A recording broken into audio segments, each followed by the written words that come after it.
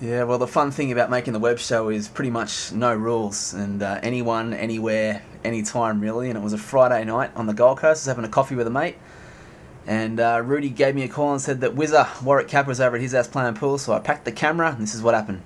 Yeah, this is Warrick Capper, the lean meeting slot machine, blonde hair, blue eyed, ready for takeoff at the Q1 with big fat Rudy. He is that fat, he's making me hungry. Very, very random chat, because I found out tonight, being on the Goldie, that you're over here watching footy at Rudy's place, and the big whizzer. How you doing?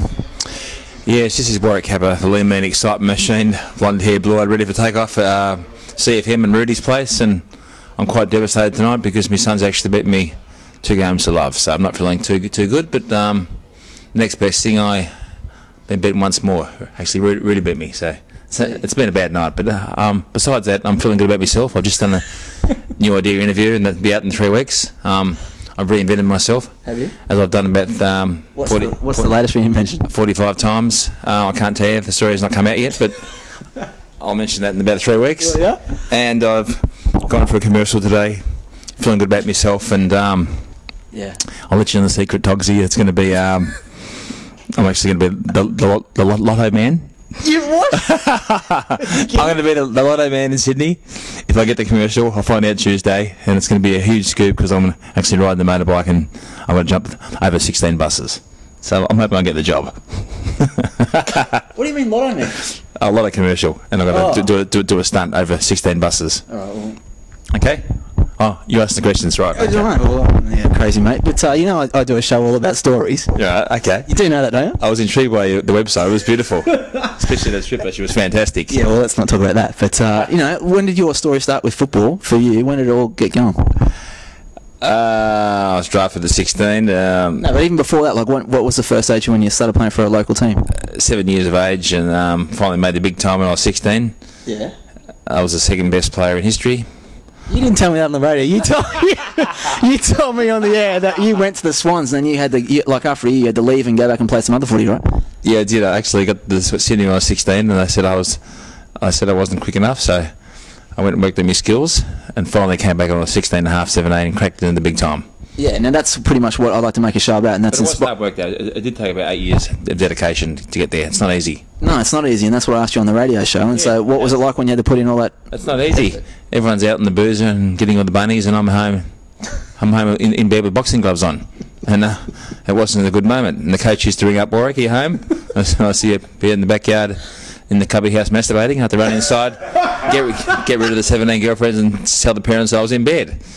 This is Warrick Capper behind the scenes of Warrick Capper. Let's should make a movie on that one, man. Get rid of the 17. Going back to, like, you know, in the heyday. I'm serious, I'm tired. I don't know, I'm trying to just get like a decent... Do you? Play with myself and get to sleep. How often do you play with yourself? Let's make a couple of times a week. A day? Don't mind knock on top of it. Always nice late.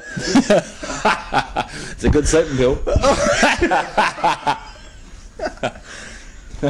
This is funny, Indy, isn't it? Yeah, tell everyone that you got your little boy over there watching your interview at the moment. Yeah, let's get it on camera. Yeah, come on, Indy, come over here. There he is. Look. Come on. Look, there he is, looking down. Oh, he's a very... Are you proud of your dad? Chip off the old block. He's a very handsome man. He's very handsome. He's a good-looking boy. He's going to go right, isn't he? He's got more stock than me. No, he's going to go better than you, I reckon. Yeah, it wouldn't be hard. He's playing tomorrow. He's ready to go. He's playing against... he's playing Billy Bombers tomorrow. Oh. And he's ready to go. And he's playing at 1:30. So come down and watch him. And he can actually fit into my shorts. So we have the same shorts. Saves money on shorts. We've got the same size. And I was actually the first player ever to wear white boots. And they've all copied off me now. Are you really the first player to do that? Yeah. Behind Sam Newman. Right. Yeah. But, like, mate, going back to, like, when you were playing... Warrick Capper! You fucking beauty! How many times has he done that? I don't know. You've done that more than anyone else, probably in your imagination. Keep answering the question. No, I'll keep asking them. Keep asking. When I had you on the radio that time, I asked you about, like, the practice you used to put in for taking speckies, because you have taken some of the greatest speckies anyone's ever seen. I do admire your honesty, Andrew. No, well, you know that is true. Like, yes. Did you practice? You told me you used to practice at the park, and pretty lucky you didn't break your neck. Yes, I used to go up there when I was 9 years of age and go there 5 nights a week and practice one-on-one for hours. Just getting. Oh, that's one of my stock. But right on cue. Thanks very much. But what I do is just practice for hours on hours for timing. I was quite good at high jump, and I used to just time the ball, just when it floated up above his head, he jumped right straight at the exact same time. Yeah. It was poetry in motion. Sorry to speak it so fast, but I'm getting very excited. No, well, because let's talk about. Let's stop talking about me. Let's talk about you. well, why should we talk? What do you think of me? No, but I mean, did that feel good? Like when you take a specky in front of like a massive crowd and you're on the top of the guy's shoulders. I mean, that must be the most awesome feeling. It is. Running out in front of 95,000 doesn't get any better than that. I'm teaching Indiana how to do it, and he's getting better. So tomorrow, I want to see at least 2 or 3 hangers. I'm not a loser, mate. He's just called you a loser. I can tell you got a sense of humour the way you dress, mate. I'll do the funny stuff, all right? I'm a comedian. There's only one comedian allowed in the house, okay? I'm it. Well, mate, I love asking people about advice for people, and anyone watching out here would be, I don't know what sort of advice you get tonight, probably that sort of stuff. But I can be serious when I want to be. Yeah. I'm just a bit jovial. It's a bit late. You are, true. We've had a couple of beers, but I can be serious. It might be the height too. We're 46 floors up. Yeah, no, it's like when I used to take high marks. I was up there for an hour and a half and thought, shit, I better mark it. It's going to be a free kick. And the blood rushed to my brain. That's why I used to get so many blood noses. Right. I've got to reenact the mark of the century. Okay. I'm over Chris Langford, right? I'm up there for about an hour and a half and thought, yeah, I was there for an hour and a half. This is like mark of the century. I won 3 I was fourth on too. We won that game, didn't we? Yeah, 94 points. Yeah. It didn't matter. It was all about fucking me. I kicked 6. The score was irrelevant. I'm up there for an hour and a half, right? It was poetry in motion. I was like, time has stood still. The ball came down.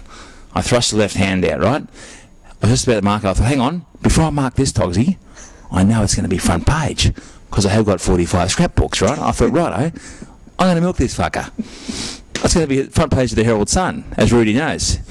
One of the best seconds players in history, Rudy. He was great.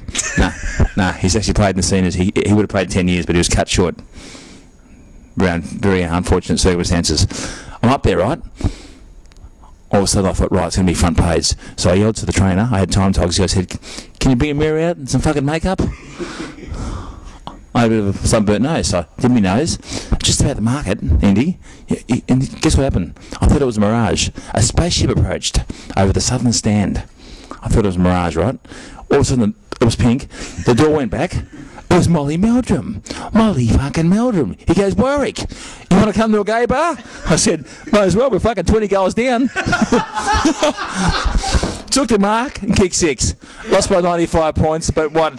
It was a Kodak moment. No, it was a Kodak moment. When you played, was there like dead set guys out on the other field that just you could feel they just wanted to kill you? Like, Yeah. I used to stir them up. They used to hate me because I used to. Any stories where dudes like literally you thought I could get smashed you on the field no matter what?